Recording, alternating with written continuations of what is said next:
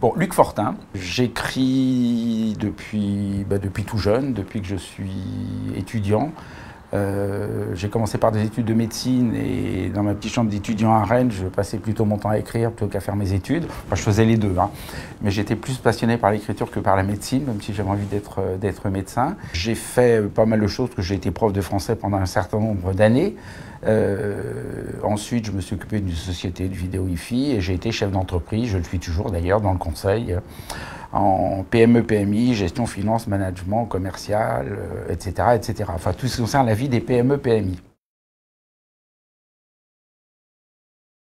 Les vagues de plomb. Vagues de plomb, c'est tout simplement c'est un roman, c'est une légende au point de départ, une légende que j'ai inventée. Je ne sais pas si on invente des légendes parce qu'elles existent dans l'inconscient collectif, je crois, mais bon, j'invente mes légendes.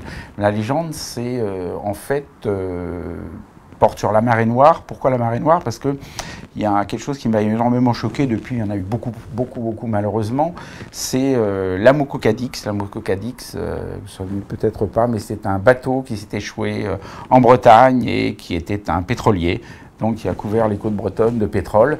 Et c'est vrai que ça m'avait beaucoup marqué, et donc m'est venue l'idée d'une légende d'un étalon, un étalon noir qui amène donc une marée noire dans un petit port breton. Et les villageois doivent apporter une jument blanche à cet étalon pour que la marée noire disparaisse.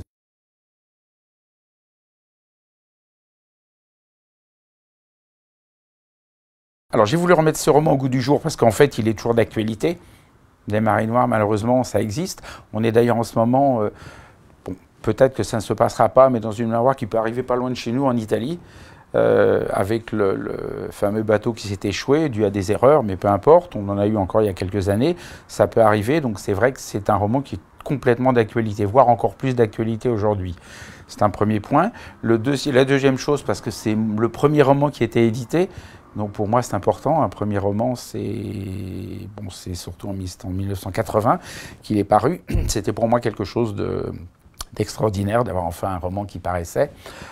Non pas pour me mettre devant la scène, mais que mes bouquins, ce que j'écrive, soient lus. C'est un livre qui a été vendu également à plus de 3000 exemplaires à l'époque, ce qui était pas mal pour un premier roman.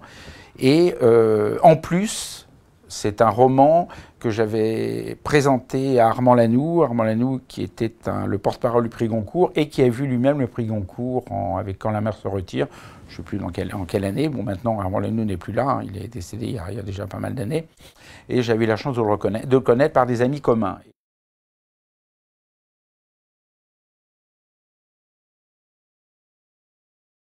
Alors c'est simplement parce que j'avais cherché j'avais pensé à un certain nombre de prénoms quand j'ai écrit ce roman. Et puis aucun ne me satisfaisait, je ne sais pas pourquoi, c'est comme ça. Et puis je me dis tiens, je vais m'amuser à mettre le mien. Et bon, c'est un jeu aussi, parce que c'est vrai, quand il est paru, j'ai beaucoup de personnes, d'amis, hein, qui me connaissaient, qui m'ont posé la question en me disant bah, c'est toi. Et ça a été plus loin, même ma propre mère, en le lisant, m'a dit mais attends, t'as vécu ça, c'est toi? Je dis non, pas du tout, c'est dans mon imaginaire, c'est vraiment l'imagination.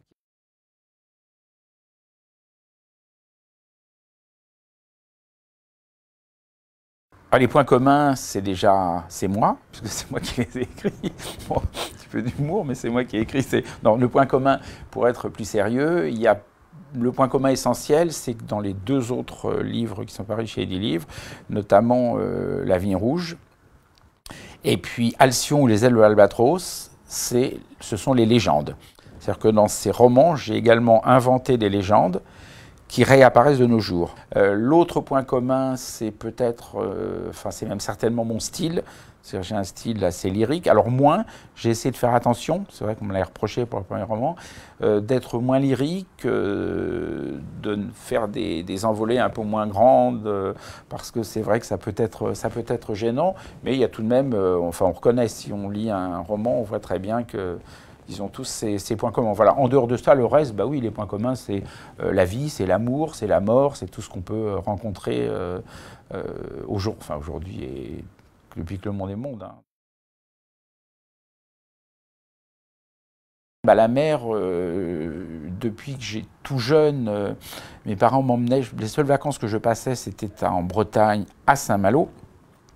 Saint-Malo, c'est un endroit exceptionnel. C'est un endroit magique, c'est magnifique. La mer est d'une beauté extraordinaire, avec des couleurs, émeraude, bleu, etc.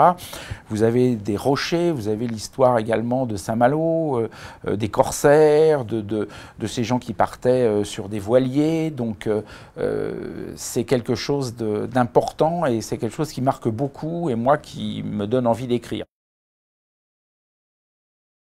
Tout. Non, tout. Ça fait partie de ma vie. J'ai besoin d'écrire. Alors, ça peut être aussi, on peut parler de psychothérapie ou de thérapie, mais c'est pas quelque chose qui me passionne, là. La psychanalyse ou bon, psychologie, oui, ça existe. Mais bon, c'est parce que j'aime raconter des histoires. Déjà, j'adore raconter des histoires.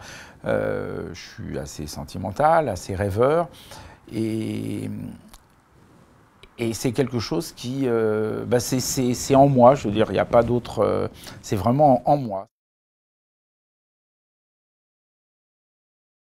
Mes habitudes, c'est écrire dehors, le plus possible en contact avec la nature. C'est écrire la nuit, parce que la nuit, il y a tas de choses qui se passent la nuit. C'est également, c'est une chose que j'aime beaucoup avec la nature, écrire, il y a un orage, il y a une tempête, quelque chose comme ça m'inspire, ça me donne aussi envie d'écrire. Donc tout ce qui est la nature m'inspire, peut-être pour mes légendes également. Et puis bon, ce qui inspire énormément, ce sont les femmes. L'amour et les femmes, c'est quelque chose, voilà, c'est la vie et je pense que dans tous mes livres, c'est parti, il y a une femme ou plusieurs femmes qui apparaissent et qui m'inspirent beaucoup, beaucoup, beaucoup, beaucoup.